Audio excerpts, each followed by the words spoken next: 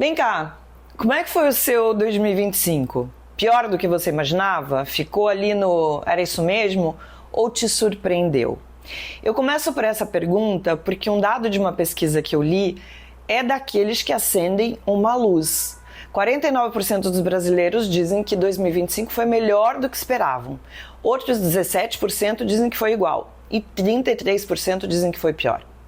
Os números são de uma pesquisa do Instituto Locomotiva com a Question Pro, que fez 1.500 entrevistas entre 27 de novembro e 5 de dezembro. É fim de ano de verdade. Gente fechando conta, fazendo balanço, encarando o que deu e o que não deu. E aí entra um traço muito brasileiro. Dezembro não resolve a vida de ninguém, mas ele dá uma pausa oficial para a gente pensar. O problema continua, a conta continua, a ansiedade continua, só que o ano termina e isso cria um marco.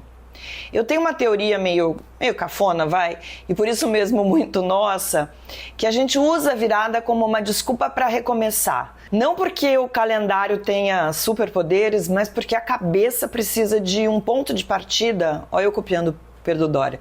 Um ponto de partida para não desistir. Antes da gente seguir, deixa eu me apresentar para quem ainda não é meu parceiro aqui de todas as quintas.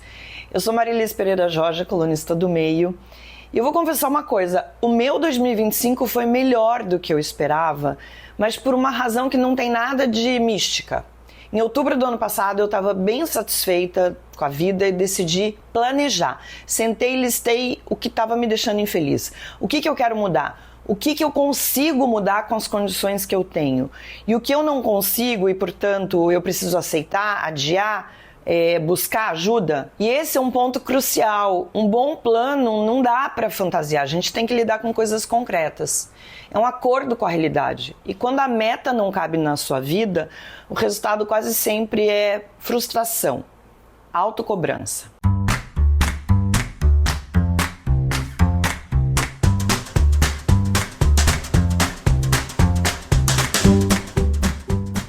Agora, vamos falar do Brasil, desse Brasil esperançoso, que é uma das nossas contradições mais consistentes. Mesmo com tudo que aconteceu, que acontece, 83% acreditam que 2026 será melhor do que 2025. É um número enorme. E eu não leio isso como uma ingenuidade, eu leio como uma escolha íntima. Eu preciso acreditar que dá para melhorar alguma coisa. E repara uma coisa, quando a pesquisa sai da questão de se o ano vai ser melhor para o país e entra na vida pessoal, o otimismo cresce. 81% acreditam que a própria vida, de uma forma geral, vai melhorar em 2026. E as duas áreas que mais concentram esperança são a vida financeira, 80% das pessoas, e saúde, 78% das pessoas. Saúde aqui é uma questão de autonomia, é conseguir trabalhar sem viver quebrado, é não perder semanas com dor, afastamento, fila no INSS. E vida financeira é, antes de qualquer coisa, paz. Pagar contas sem escolher qual vai atrasar, diminuir dívida, sair do limite, conseguir planejar o mês. Não é um luxo. É dignidade. Talvez por isso 56% digam que pretendem fazer alguma resolução ou promessa para 2026. E os temas mais citados são bem diretos: saúde, mudança de hábitos, desejo de consumo, tempo com a família e estudo, cursos. Traduzindo, as pessoas querem respirar melhor e sentir que o ano não está só correndo e a gente correndo do ano, que é uma coisa que às vezes acontece. Agora, um ponto muito importante: o Brasil se divide mesmo quando parece falar a mesma língua. Melhorar a vida financeira não significa a mesma coisa para todo mundo. Por isso eu acho tão importante, tão impactante que 90% das pessoas dizem que pretendem guardar dinheiro ou fazer uma poupança em 2026. E mesmo entre os brasileiros de menor renda, essa intenção chega a 85%. Guardar dinheiro aqui muitas vezes é tentar criar uma margem para um imprevisto, para sair do rotativo do cartão, para diminuir a sensação de que qualquer tropeço vai virar um desastre. E a população dizendo, claro, eu preciso de algum controle sobre a minha própria vida. Tem uma outra coisa que me chamou a atenção. A idade também muda a maneira de olhar para o ano que vem. Entre 18 e 29 anos, 93% acham que 2026 será melhor do que este ano. Entre os de 50 anos e mais, isso cai para 73%. Quero fazer um parênteses aqui, porque o que a gente tem visto é uma angústia muito grande entre as novas gerações. Jovens que estão sem muita perspectiva, que estão terminando cursos ou tentando entrar em cursos, tentando se profissionalizar e não estão encontrando o mercado de trabalho como talvez eles tenham sonhado. Então, essa esperança, essa crença particular de que cada um vai ter um ano melhor é positivo. Porque, acima de tudo, a gente precisa acreditar. Entre aqueles que têm 50 anos ou mais, ela cai ali para 73%, porque é uma esperança mais cautelosa, mais treinada, de quem já tomou muito tombo na vida. E tem um recorte de gênero que, para mim, não é um detalhe. Na vida financeira, 84% das mulheres acreditam que melhora em 2026. Isso conversa com conquistas, mudanças concretas. Mais mulheres estudando, trabalhando, empreendendo, sustentando casa, rompendo relações abusivas, elevando o padrão do que aceitam. Tem um despertar feminino em curso e ele aparece quando a mulher planeja, cobra, negocia, sai de onde adoece e constrói autonomia. Só que aqui eu faço um alerta: esforço individual tem teto. E a pesquisa mostra como a gente internalizou essa responsabilidade. Quando perguntam quem mais pode contribuir para a vida melhorar no próximo ano, 52% respondem eu mesmo. Em seguida vem Deus. Minha igreja com 22%. O governo federal aparece com 4%. Ou seja, o brasileiro está carregando o futuro no próprio umbigo. De uma certa forma, eu entendo esse impulso. A gente confia mais no que a gente controla. Mas é perigoso normalizar a ideia de que melhorar a vida é só uma disciplina pessoal. Não é. Tem coisa que depende do Estado. Saúde pública, educação, segurança, economia. E 2026 é ano de eleição. Então, sim, faça sua lista de metas, mas trate o voto como parte do seu planejamento. E quando perguntam se o Brasil, de uma forma geral, vai melhorar em 2026, só 41% dizem que sim. A esperança é maior na esfera privada do que na coletiva. É um país dizendo: eu vou tentar, mas não sei se o resto acompanha. Agora, olha só, a vida real aparece num dado que eu acho precioso. 42% das pessoas fizeram alguma promessa no começo de 2025. E aí, olha só, vamos botar o olho aqui, ó.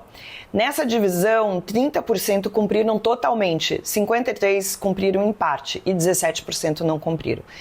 É isso, a vida é isso, tentativa, ajuste, recomeço. E olha, as conquistas mais comuns de 2025 foram justamente as mais possíveis. 72% das pessoas melhoraram a alimentação, 73% passaram a fazer mais atividade física. O mesmo número falou que cuidou mais da aparência, 55% disseram que conseguiram guardar um pouco de dinheiro. E quando eu falo pouco, gente, é qualquer quantia, tá? Não dá pra falar assim, mas é impossível guardar. Nessa pesquisa mostra que a gente está falando de um pouco. Ou seja, muita gente já está mexendo no que dá para mexer. Por mais que cada um faça a sua lista de metas, poupar, cuidar da saúde, estudar, mudar de trabalho, existe um teto coletivo que ninguém atravessa sozinho. O Brasil de 2026 vai passar por desafios que pesam direto na vida íntima. Economia, custo de vida, acesso à educação e saúde, segurança pública, o clima e até o clima político de um ano eleitoral. Isso tudo decide se a promessa vira uma rotina possível ou vira só um desejo. Se dá para guardar dinheiro quando o preço dispara, se dá para cuidar do corpo quando o SUS não dá conta, se dá para estudar quando falta tempo e estrutura. Se dá para empreender quando o medo e a instabilidade viram regra. No fim, metas individuais também são um retrato do país. E o país, por sua vez, pode empurrar ou sabotar os nossos planos. Eu fecho com uma sugestão simples, já que a gente está a poucos dias do fim do ano. Às vezes o que você mais precisa agora não é reinventar a vida, é descansar. É recuperar o corpo, aproveitar as festas, estar com quem você mais gosta, dormir. Descanso não é um prêmio, é uma condição para a gente continuar. Se você decidir fazer uma promessa, faça do jeito mais honesto possível. Uma ou duas coisas que caibam na sua rotina. E como 2026 é ano de eleição, faça também uma promessa cívica. Escolher com seriedade quem vai administrar as condições em que a gente vive. Eu agradeço muito quem esteve comigo aqui durante esse ano todo, quem está chegando agora, sejam bem-vindos. Nem sempre eu vou dizer o que todo mundo quer ouvir.